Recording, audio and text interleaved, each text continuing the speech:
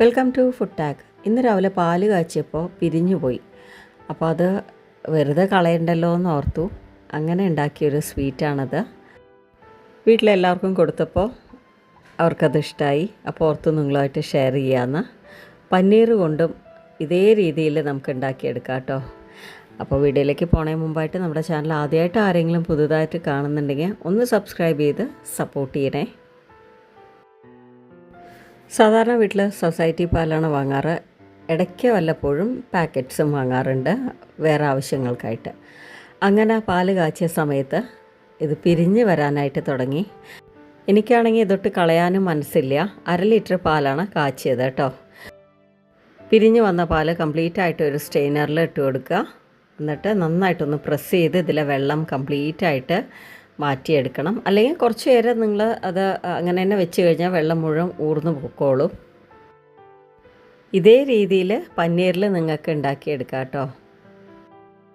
ഇനി സ്ട്രെയിൻ ചെയ്തെടുത്തത് ഒരു പാനിലേക്ക് ഇട്ട് കൊടുക്കുക. അതിന് ശേഷം ഇതിലെ കട്ടകളൊക്കെ ഉണ്ടെങ്കിൽ അതൊന്ന് നന്നായിട്ട് സോഫ്റ്റ് ആവാനായിട്ട് ഇതുപോലെ ഒന്ന് ചെറുതായിട്ട് പ്രസ് ചെയ്ത് കൊടുത്താൽ മതി. അപ്പോൾ തന്നെ അത് നല്ല സോഫ്റ്റായി ഇരിക്കണതുകൊണ്ട് തന്നെ പെട്ടെന്ന് അത് നല്ല പേസ്റ്റ് രൂപത്തിലായി കിട്ടും കേട്ടോ.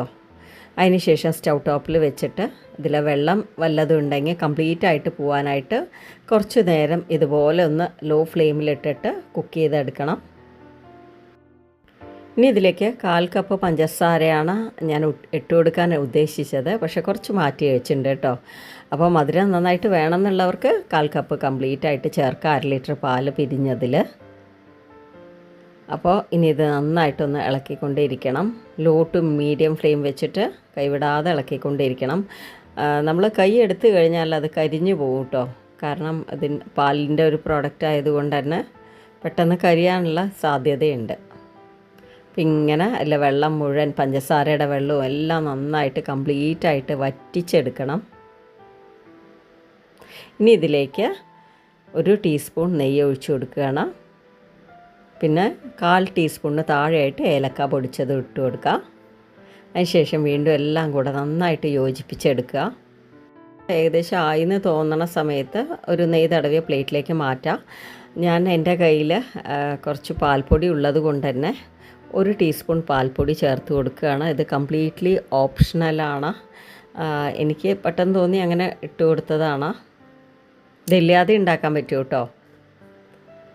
അപ്പോൾ അതെല്ലാം കൂടെ മിക്സ് ചെയ്തെടുത്ത ശേഷം നെയ്യ് തടവിയ ഞാനൊരു കേക്ക് ടീനിലേക്കാണ് ഇത് ഇട്ട് കൊടുക്കണത്.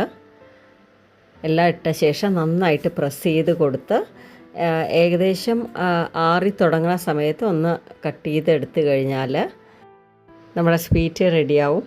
അപ്പോൾ വെറുതെ കളയണ്ടല്ലോ എന്ന് ഓർത്ത് ഉണ്ടാക്കി നോക്കിയപ്പോൾ അത് നല്ല ടേസ്റ്റായിട്ടുള്ള ഒരു സ്വീറ്റായി മാറി കേട്ടോ. അപ്പോൾ വീട്ടിലെല്ലാവർക്കും ഇഷ്ടമായി.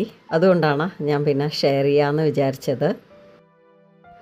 അപ്പോൾ ഇനി മുതൽ പാല് പിരിഞ്ഞതൊന്നും കളയണ്ട. ഇതുപോലൊരു സ്വീറ്റാക്കി മാറ്റിയെടുക്കാം. എല്ലാവരും ട്രൈ ചെയ്ത് നോക്കുക. പനീറിലും കൂടെ ഇതുപോലെ ചെയ്ത് നോക്കൂ കേട്ടോ. പനീറിൽ ചെയ്യുമ്പോൾ പിരിഞ്ഞതിനെക്കാട്ടിലും ടേസ്റ്റ് എന്തായാലും ഉണ്ടാവുമല്ലോ. അപ്പോൾ ട്രൈ ചെയ്ത് നോക്കിയിട്ട് ഫീഡ്ബാക്ക് അറിയിക്കുക. വീഡിയോ ഇഷ്ടമായിട്ടുണ്ടെങ്കിൽ ലൈക്ക് ചെയ്യുക, ഷെയർ ചെയ്യുക. സബ്സ്ക്രൈബ് ചെയ്യാത്തവർ അത് ചെയ്ത് ഒന്ന് സപ്പോർട്ട് ചെയ്യുക. Thanks for watching.